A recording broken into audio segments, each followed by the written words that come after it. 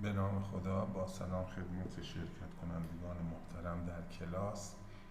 من سهراب صادقی هستم. در جلسه 17 از دوره آموزش GIS پروژه محور در خدمتتون هستم با موضوع تکمیل جدول توصیفی لایه.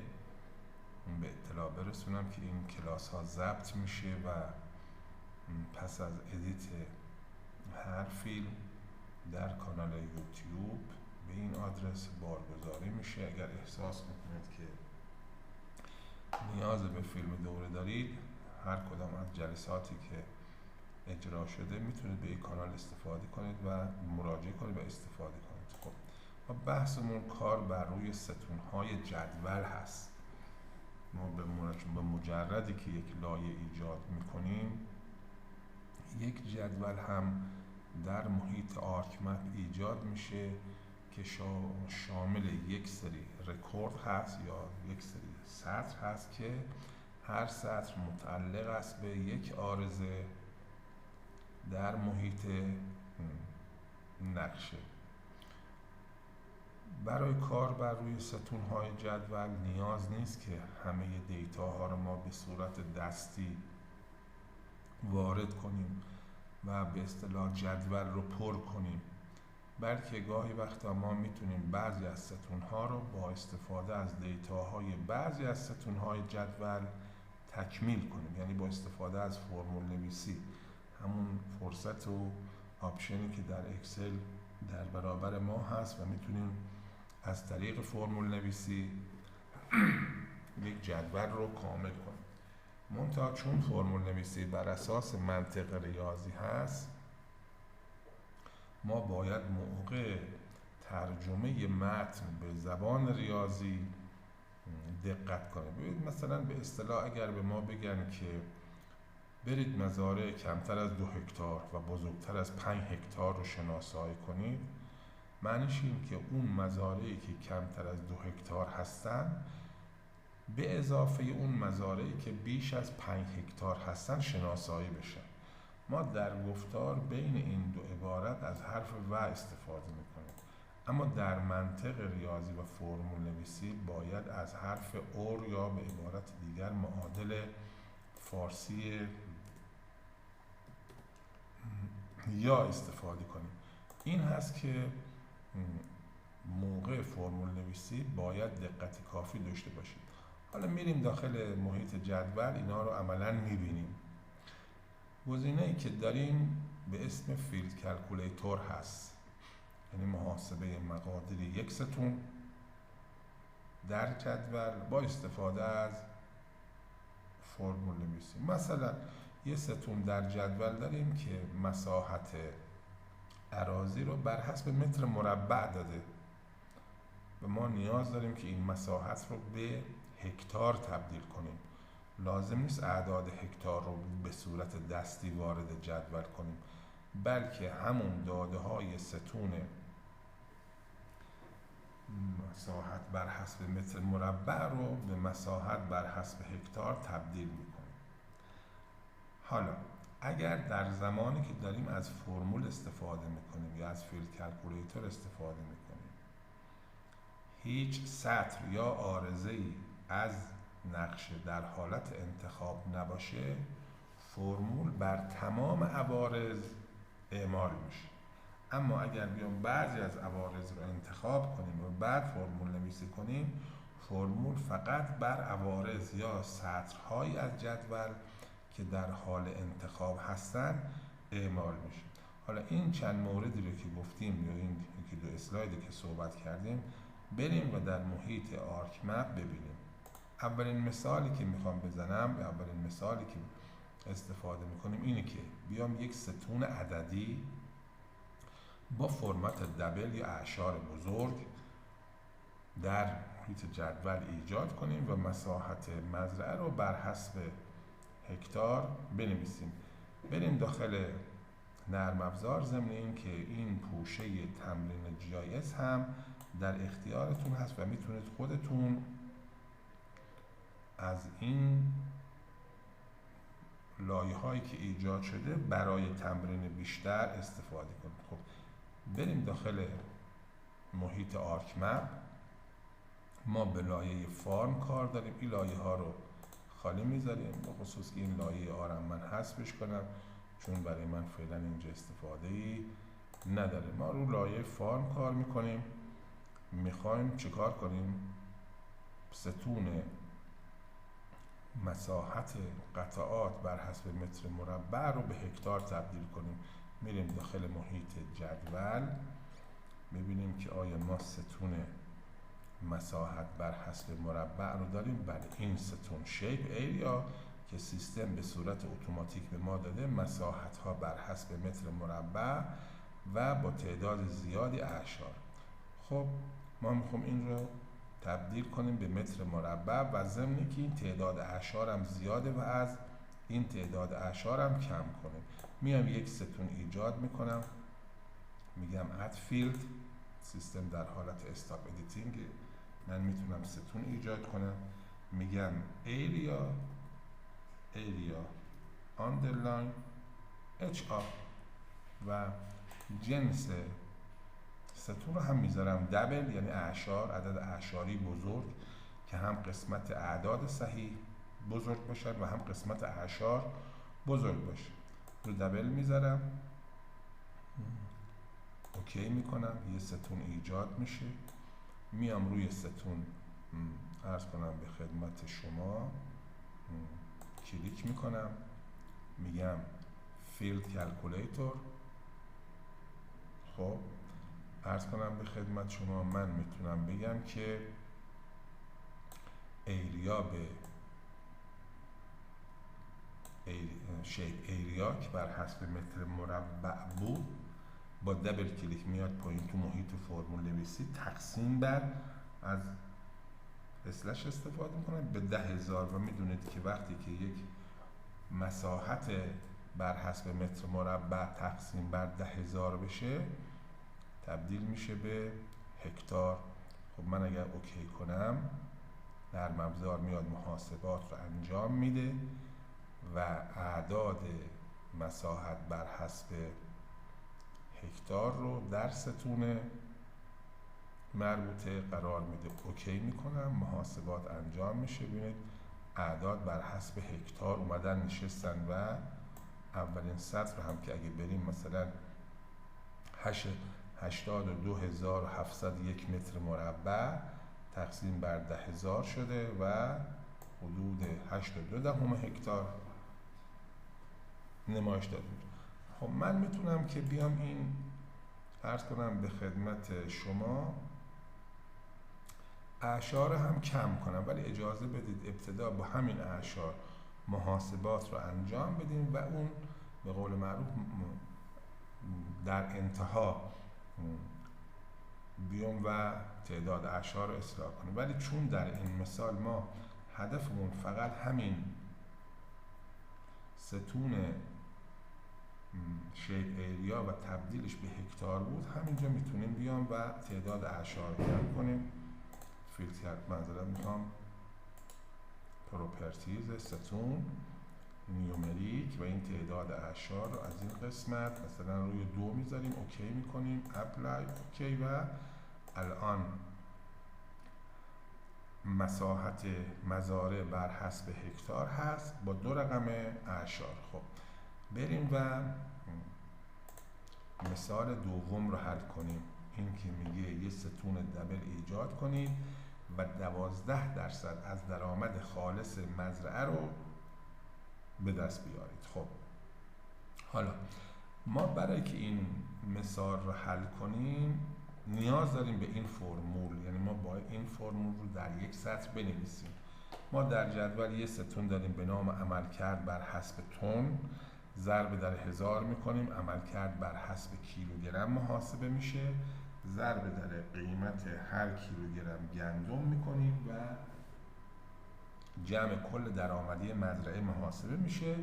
خب حالا هزینه ها رو هم باید کم کنیم. سرجمع هزینه ها در یک ستون به نام اینپوت در جدول ذخیره شده، این رو از هم کم میکنیم. حاصل این تفریق رو ضرب در 12 میکنیم که بتونیم برسیم به جواب این مثال. یک ستون عددی دبل بسازید و حساب کنید چه چیزی رو 12% از درآمد خالص مزارع گندم. و بریم تو محیط جدول ببینیم چی داریم. ما یه ستون داریم که ایلد یا عملکرد هست بر حسب تونه. یکی هم ستون اینپوت داریم که محاسبه سرجمع هزینه‌های مزرعه هست. خب من بیام و برم فرمول نویسی رو انجام بدم. خب من باید یه ستون ایجاد کنم. یه ستون ایجاد میکنم، اد فیلد میزنم، مثلا حالا اسمش میذارم ASD، جنسش هم میذارم دبل، اوکی میکنم. میخوام که نتیجه فرمول در این ستون بیاد و بشینه. ولی من میتونم عرض ستون ها رو کم و زیاد کنم. خب من میام فیلد کلکولیتر رو میزنم، این فرمول رو که از قبل مونده بوده تو این جلسه پاک میکنم، فرمول رو می‌نویسم، یک پرانتز باز میکنم، میگم که yield عملکرد ضرب در با استفاده از صفحه کلید یا با استفاده از آیکون هایی که اینجا هستن ضرب در 1000 تقسیم به کیلوگرم میشه ضرب در 25000 که قیمت هر کیلوگرم گندم رو ما در اینجا فرض کردیم. خب حالا از اینجا منفی میزنیم منها و ستون اینپوت که هزینه هامون هست، جمع هزینه هست، با دبل کلیک میاریمش پایین. پرانتز رو میبندیم، ما یه پرانتز رو میبندیم، ولی ممکنه تعداد پرانتزها هم خطایی داشته باشه. بعد میتونیم تصحیح کنیم. ضرب در پرانتز باز 12 صدم. من اینا رو دارم از روی صفحه کلید میزنم. حالا این هست. عرض کنم به خدمت شما ممکنه که ما یک پرانتزی رو اینجا نیاز داشته باشیم. یه پرانتز مربوط هست به اون ایل ضرب در 1000 ضرب در 25000. یه پرانتز هم که کلا اومده و با اینپوت ترکیب شده. خب من اگر اوکی کنم نتایج باید بیاد و داخل فرمول داخل ستون بشینه. اوکی میکنم و منتظر میمونم. خب اومد. این ستونی هست که نتیجه عرض کنم به خدمت شما نتیجه محاسبه رو به ما میده. فرمول چی بود؟ خب این فرمول بود و نتیجهش رو در جدول دیدیم در ستون ASD. خب اینم یک فرمول دیگه بود در این محیط. من میخواستم ببینیم که با هم ببینیم که چقدر این نرم افزار قابلیت داره. البته این کارها رو این طریق محاسبات و حتی پیچیده تر از اینها رو میتونیم در محیط اکسل انجام بدیم، ولی GIS مزیتی که داره ما موقعیت های مکانی و داده های مکانی رو هم داریم. خب بیام یه مثال دیگه با هم ببینیم. گاهی وقتا ما نیاز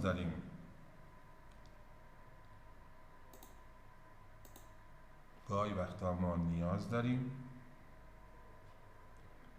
در یک ستون به یک سری عوارض یک کد منحصر به فرد بدیم.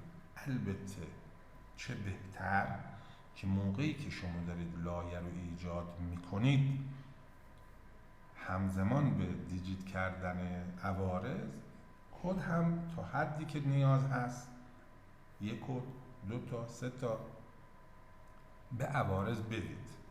ولی به هر حال ممکنه دیتایی باشه که به قول معروف ما ازش غافل شده باشیم، ولی باز میتونیم این کار کنیم. خب حالا این کد دادن ها به عوارض من در جلسه چه استفاده میخوام ازش بکنم؟ ببینید نگاه کنید به این دو نقشه. در نقشه که من الان روی اون قرار گرفتم تقسیم بندی شهرستان ها رو میبینیم. در نقشه‌ای که الان روی اون قرار گرفتم در سمت راست نقشه‌ای از کشورمون هست که تقسیم بندی استانی هست. حالا من میخوام که از این نقشه شهرستان ها به نقشه استانی برسم. خب پس من بیام به تمام شهرستان های موجود در هر استان یک کد واحد یا یونیک بدم و بر اساس اون کد واحد بعداً شهرستان ها رو دسته‌بندی کنم. بگم چی؟ بگم تمام شهرستان های استان فارس که کد 1 دارن ادغام بشن تا من به استان فارس برسم، یا بگم تمام شهرستان هایی که در استان سیستان و بلوچستان هستند بر اساس کدی که بهشون تعلق گرفته، مثلا کد 2، بیان و این شهرستان ها بر این اساس با هم ادغام بشن تا من به نقشه یا مرز استان سیستان و بلوچستان برسم. خب حالا مسیرهای دیگه ای هم هست. ما فعلا در جدول میخوام همین روش کددهی را یاد بگیریم. این کار این نقشه هم بخواد به این نقشه تبدیل بشه ما در جلسه کار نداریم، فقط میخوام مواد اولیه کار یا عرض کنم به خدمت شما ملزومات اولیه کار رو به هم ببینیم. خب بیام بریم داخل نرم افزار. خب بریم داخل نرم افزار ببینیم کددهی ها چگونه هست. خب من میام داخل این جدول دسلکت میکنم، کار دسلکت هم هستیم. من میخوام به مزارع گندم کد 1 بدم، یعنی یه ستون اد کنم، یه ستون اد فیلد میکنم، اسمش رو میذارم کد 2. حالا شاید قبلا کد داده باشم تو این ستون ها، به مشکل برخورد. ماهیتش هم میذارم شورت اینتگر، حالا اعداد صحیح کوتاه. خب میگم اوکی، یه ستون ایجاد میشه به نام کد 2. حالا من میخوام فقط محصول گندم در این ستون کد 1 بخوره. میام چیکار میکنم؟ میام اینجا میگم select by attribute در مزرعه فارم، میگم فرمول اونجا نشسته الان هستش، میگم پاکش میکنم از اول می‌نویسم، میگم کراپ که در ستونی که ما نام محصولات رو نوشتیم میگم کراپ مساوی باشه با چی؟ گندم. گندم رو میام از این ستون انتخاب میکنم، از این قسمت. خودم تایپ نمی کنم، این یک عادت خوب هست، خودم تایپ نمی کنم، با دبل کلیک میارمش پایین. حالا من اگر اپلای بزنم و اوکی کنم تمام مزارع گندم انتخاب شدن و من حتی میتونم اینجا ببینمشون، همه گندم هستند. خب حالا میام روی عنوان ستون کد کلیک راست میکنم، میگم فیلد کلکولیتور، میگه خب این کد 2، این ستون کد 2 چی باشه؟ میگم کد 1 بهش بده.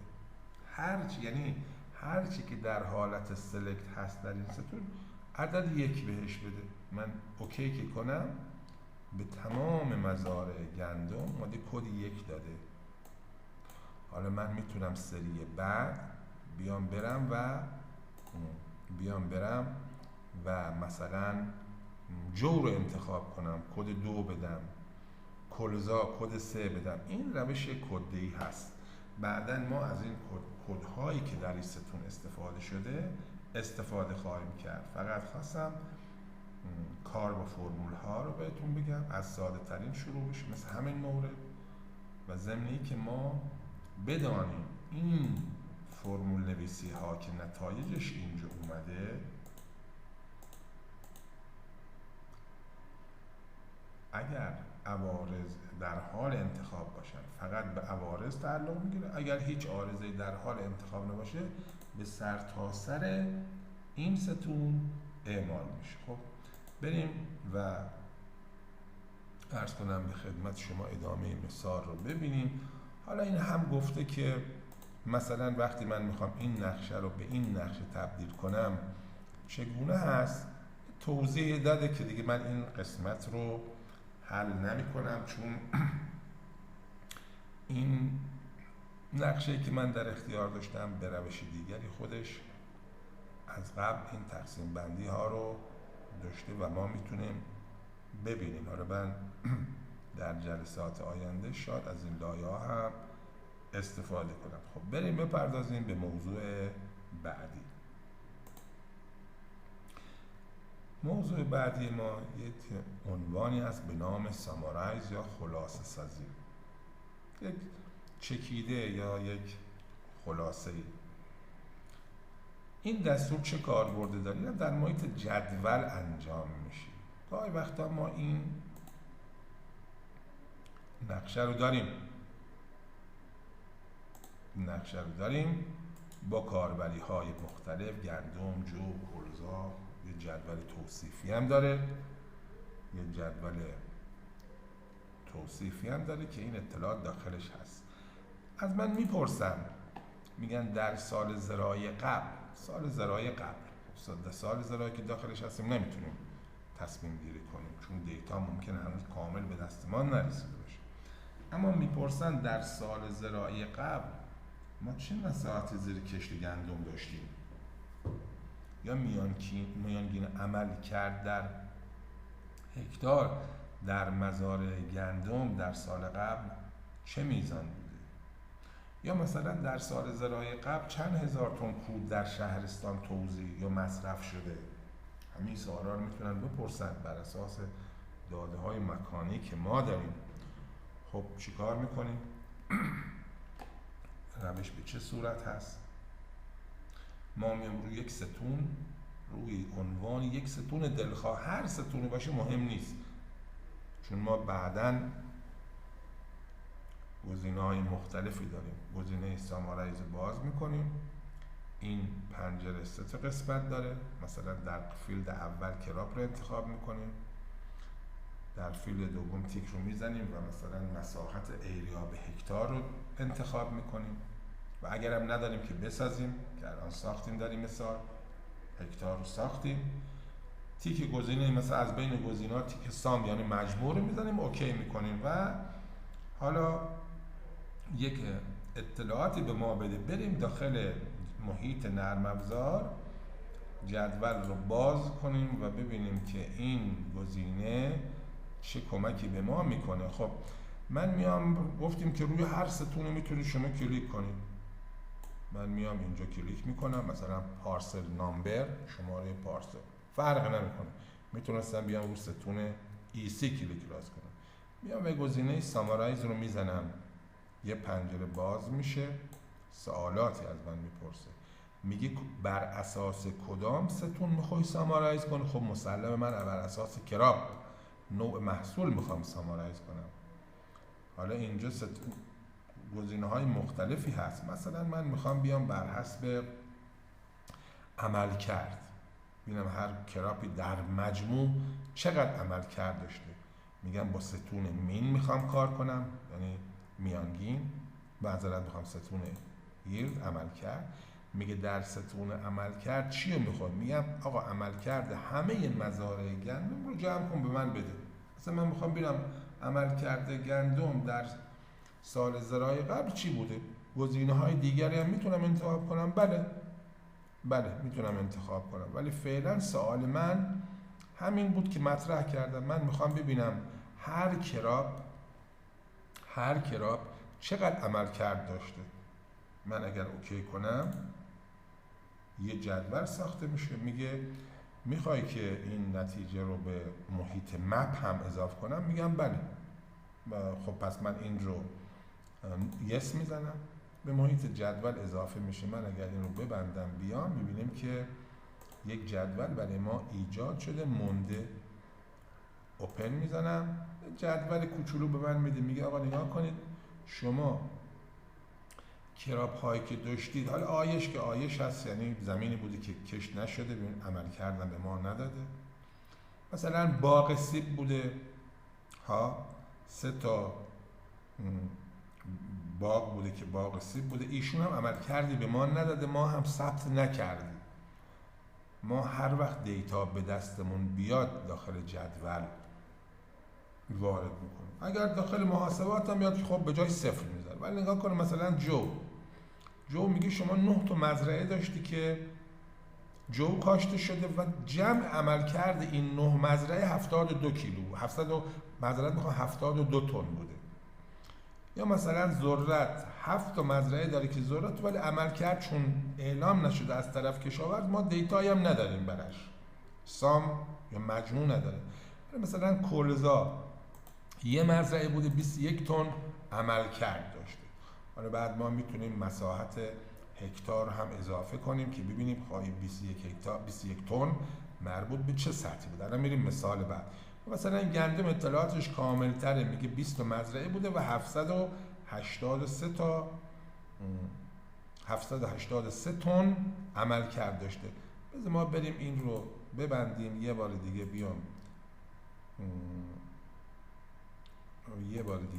یک جدولی بسازم، یک جدولی سامارایز کنم بهتر باشه. میگم که سامارایز، میگه که من میخوام بر حسب کراپ باشه، ایلد باشه، مجموعش باشه و ایریا به هکتار بازم یا مجموعش باشه. اوکی میکنم. برای ذخیرم من میتونم ذخیره کنم ولی دیگه حالا تمرینی هست دیگه من سراغشون نمیرم. اینم میگه که اضافه کنم به ما جدول، میگم بله، میام اینجا اوتپوت 2 باز میکنیم اوپن. خب نگاه کن اینجا همون اطلاعات به ما داد. مثلا آخرین مورد گندم بود در 20 مزرعه با 783 تن عمل کرد، اما در 164 هکتار، چون مساحتمون بر حسب هکتار. مثلا کلزایی در نیم هکتار بوده 21 تن. خب حالا این غیر منطقی هست، ممکنه مثلا تو نیم هکتار نیاد، ولی خب مثال تمرینی بود، اعدادم به صورت تمرینی وارد شده بوده. خب شما میتونید ستونهای دیگری در ادامه در قسمت سامارایز داشته باشید. من این قسمت رو هم میبندم. سامارایز باید کار کنید، تمرین کنید، گزینه‌های مختلفی رو انتخاب کنید تا عرض کنم به خدمت شما بتونید به یک مهارتی برسید و هر جا که نیاز بود از این آپشن استفاده کنید. بریم ببینیم نکته دیگری هم هست. این خب بحث سامارایز بود و جدول هم به TOC Table of Content اضافه شد. یک موضوع دیگه داریم به نام فرکانسی.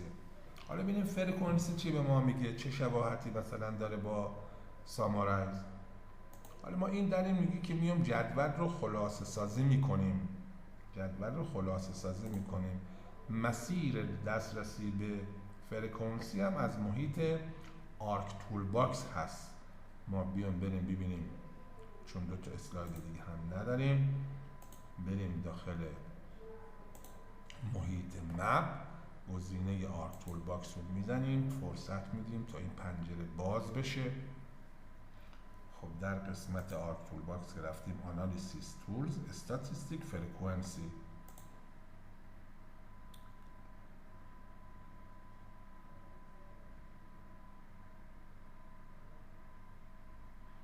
Analysis Tools, Statistics, فرکانسی که میزنم یه جدول باز میشه، میگه Input Table. ببینیم Input Table، میگیم تیبل فارم رو استفاده کن.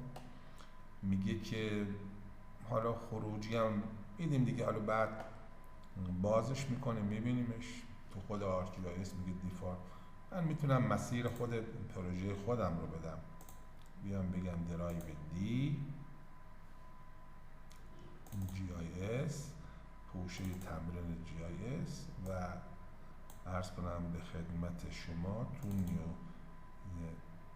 داخل نیو MDB یعنی جو دیتابیس نیو و یک اسمی هم مثلا بهش میدم SSS. از جنس تیبل هم هست، این آپشن دیگه هم ما پیش رو نداریم. سیو میزنم. خب من مسیرم دادم، مسیر رو میرم خطا گرفته، میگه که already exist. آره میگه قبلا داشتید.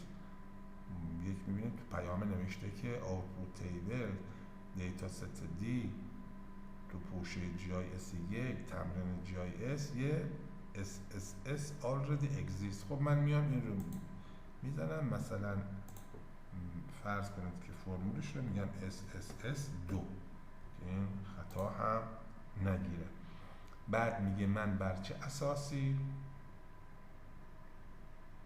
خلاصه سازی کنم. بازم مثلا میام میگم کراب، عرض کنم به خدمت شما، میگه ساماری فیلد هایی که بر اساس اون میخواد خلاصه کنید. من یکی مین هست، میانگینه، یکی ایریا به هکتار هست. شما میتونید این مثال ها رو گسترش بدید. عرض کنم به خدمت شما یکی هم خود ایلد هم عمل کرد و هم میانگینش در هکتار. آره این رو من میتونم استفاده کنم. خب من اینجا میتونم دیگه اوکی کنم. این قسمت پایین میگه که دستور در حال اجرا هست، باید صبر کنید. تیک سبز که اومد یعنی فرکانسی انجام شد و به محیط جدول هم اضافه شد. من این رو میزنم و فرکانسی رو باز میکنم. یه جدول به من میده به این شکل. ببینید که تقریبا یک کاری شبیه به سامارایز برای ما انجام میده. خب این دیگه استفاده از این فرصت ها بستگی به مهارت و نظر خودتون داره، بستگی به استفاده‌ای که از محیط میخواید داشته باشید. من این رو میبندم. جدول به محیط اضافه شده. اگر من دکمه سیو رو بزنم این جدول هم به محیط مپ داکیومنت اضافه شده. مرتبه دیگه هم اگر بیام مپ داکیومنت رو باز کنم این جدول رو میبینید. اگر نخواستید که این دکمه ریموو رو میزنید و همینجا دکمه سیو میزنید که مرتبه بعد که مپ داکیومنت رو باز میکنید. عرض کنم به خدمت شما دیگه این جدول رو نبینید. ما در جلسات بعد بازم با فرمول نویسی، با دستورات فرمول نویسی در محیط select by attribute و select by location کار میکنیم و این تکرارها باعث میشه که شما بهتر بتونید در محیط شغلی خودتون از این نرم افزار به نحو احسن استفاده کنید. من شما رو به خدا میسپارم.